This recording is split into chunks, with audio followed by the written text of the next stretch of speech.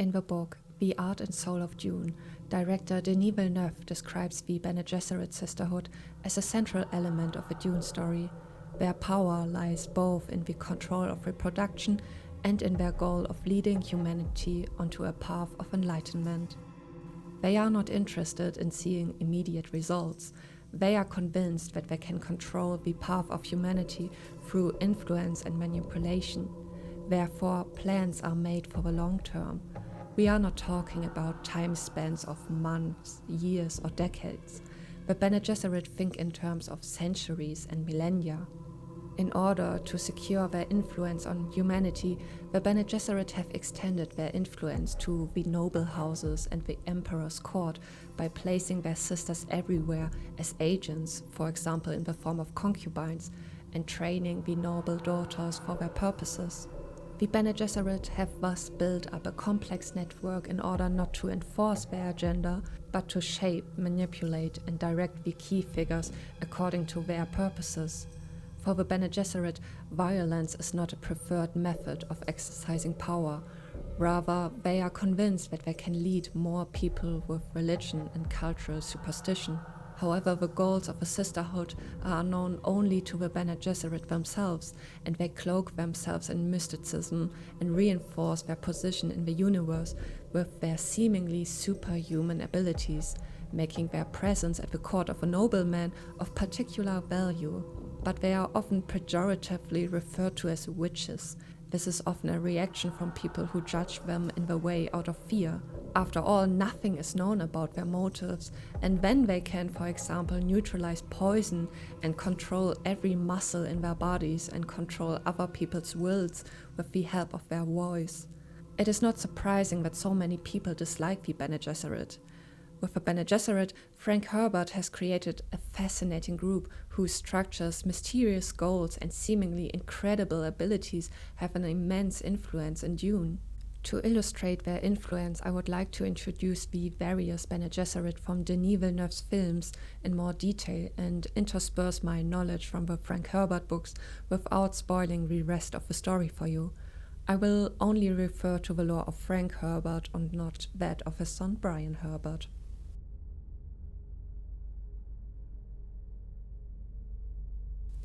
Gaius Helen Mohiam is a powerful Bene Gesserit. She's the Emperor's truth-sayer. She can sense when someone is telling the truth or not, and is therefore a valuable person at the court of the Padishah Emperor Shaddam IV. She also has access to the Kwisatz Haderach breeding program, as she was the one who trained Jessica as a Bene Gesserit and tests Paul with the Gom Jabbar to test his humanity. Everyone who is trained in the ways of a Bene Gesserit has to pass this test. Those who are trained in it have a great deal of power, and the Bene Gesserit want to prevent anyone from living impulsively with this power. Both in the films and in the books, Mohiam appears very rational and almost lacking in emotion. It shows that Bene Gesserit are not interested in the fate of individuals. They have their agenda and cannot get hung up on individual fates. This also reveals that the Bene Gesserit do not differentiate between good and evil per se. The crucial question for them is rather, are they able to control this person? And can this person be used for their purposes? This aspect will be extremely relevant when I talk about Lady Margot Fenring and her encounter with Feyd-Rautha Harkonnen. Mohiam is portrayed antagonistically in the films. This is mainly because we experience the story primarily from Paul's perspective, and Mohiam had a direct influence on the attack on the Atreides, on Arrakis, and the death of his father. She delivered the message to Baron Vladimir Harkonnen that the Emperor would make his Sardaukar available in the attack on the Atreides. It symbolizes how much trust the Emperor has in her, as this alliance was never allowed to become public, and as a truth-sayer she could also check whether the Baron was telling the truth. Shaddam IV also entrusted Mohiam with the training of his eldest daughter Irulan, which makes it all the more clear how much power Mohiam possesses. For with Irulan, the Bene Gesserit have another direct link to the Emperor, which is now also secured by blood ties.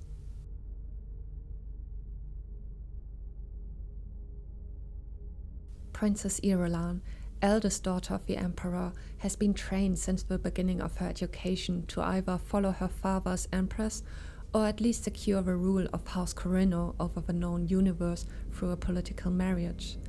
As a side note, she has 4 other sisters, and her name is an anagram of her mother's name, Anirul, who was also a Bene Gesserit. So, the Bene Gesserit have long had a significant influence on House Corino, and it was also their plan that the Emperor would have no male descendants, as the Bene Gesserit can control whether the baby will be a boy or a girl. If Jessica had not given birth to Paul, but to a female Atreides, who in turn would have given birth to the Kwisatz Haderach with Feyd-Rautha as the father, then the potential Kwisatz Haderach would have been married to Irulan. This would have ended the feud between Harkonnen and Atreides and secured the power of House Corino and given the Bene Gesserit control over the Kwisatz Haderach as emperor. A well-thought-out plan in itself, but the Bene Gesserit failed to take one thing into account: that Jessica, out of love for her duke, would first give birth to a male and not a female descendant. Nevertheless, this does not change the fact that Irulan continued to be used as a political pawn in the entanglements of her father and the Bene Gesserit. But Irulan may be aware of the expectations and duties. It does not mean, however, that she approves of them and compliantly does everything that is expected of her. For example, she is very critical of her father's lack of reaction after the attack on House Atreides. In the books, by the way, we learn that Shaddam admired Leto and wished that Leto would have married Irulan if she had been older. It pained him that the growing animosity between Corino and Atreides was based on political necessity. In the film, we only hear about the Emperor's jealousy, but there was so much more to it than that. But back to Irulan. The Bene Gesserit hoped that Irulan would be a powerful figure under their control, but she already proves in the films that she questions and criticizes the Bene Gesserit's actions.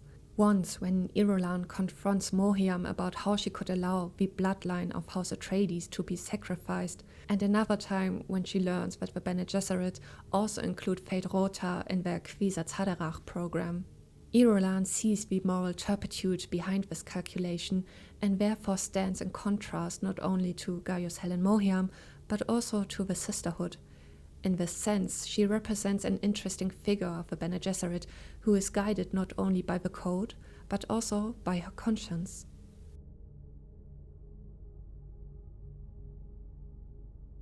I already made a detailed video about Lady Jessica, but I would like to explain a few points in the context of this video.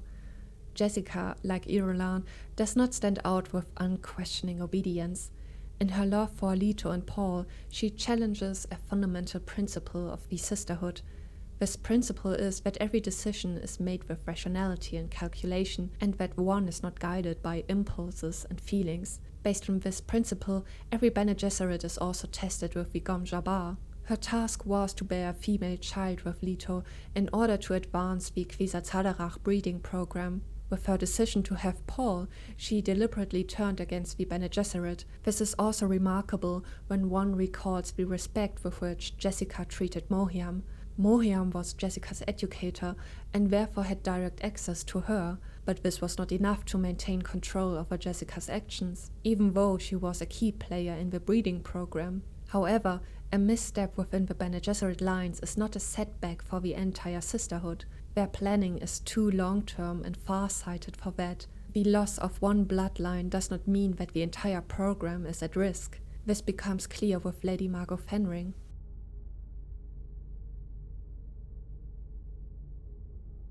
Margot Fenring was tasked by Mohiam to produce a female offspring with Feyd-Rautha Harkonnen, as the Harkonnen line is also relevant to the Bene Gesserit.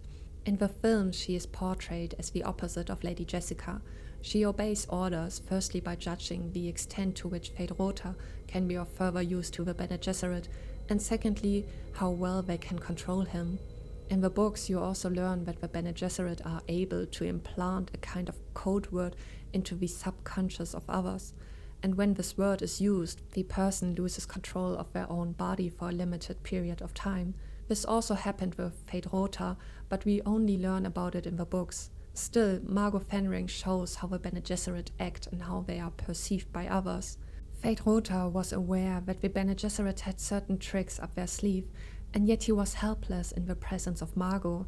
It shows how powerful a trained Bene Gesserit can be, and yet how carefully she uses these abilities. After all, the Sisterhood does not want to set itself up as the ruler of the universe. They prefer to remain in the background and control those in power. Furthermore, Margot and Jessica had a much more interesting relationship in the books. Margot warned Jessica about the Harkonnen plot, which shows how deep the Bene Gesserit's loyalty to each other was, whereas they never meet in the films. Unfortunately, an entire storyline involving Margot Fenring's husband, Count Casimir Fenring, was also discarded, which in my opinion would have put the Bene Gesserit's Kwisatz Haderach program in a more critical light and provided an interesting twist at the end. Here comes a big spoiler for the book. If you still want to read the book, skip to this point. Casimir Fenring is in fact a failed Kwisatz Haderach, who is a genetic eunuch and thus a failure for the Bene Gesserit. However, Paul was never able to see Casimir Fenring in his visions and thus posed an immediate danger to him. Casimir Fenring was the final obstacle at the end of the book, as he was considered an excellent assassin and was Shaddam IV's best friend as well. He refused to obey the Emperor's orders anyway and let Paul live. It is implied that Fenring developed some kind of bond with Paul, as they were both Kwisatz Haderach candidates and could therefore sympathize with each other's lives and the fate that such a position entails. Yet this decision leaves plenty of room for personal interpretation.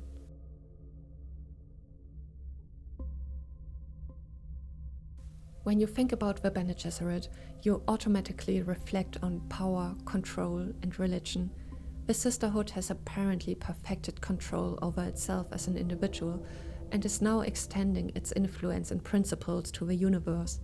They do not want to take on leadership roles themselves. They see their true purpose as influencing the powerful through various tactics. Firstly, controlling rulers, as seen with Gaius, Helen, Mohiam, Lady Margot Fenring and Lady Jessica. Jessica is always a special case, however, as she allowed feelings herself and genuinely loved Duke Leto. The second tactic is to train female noble daughters and recruit them to the Bene Gesserit cause, as seen with Princess Irulan. And the third tactic is to control the masses through religion with the help of the Missionaria Protectiva.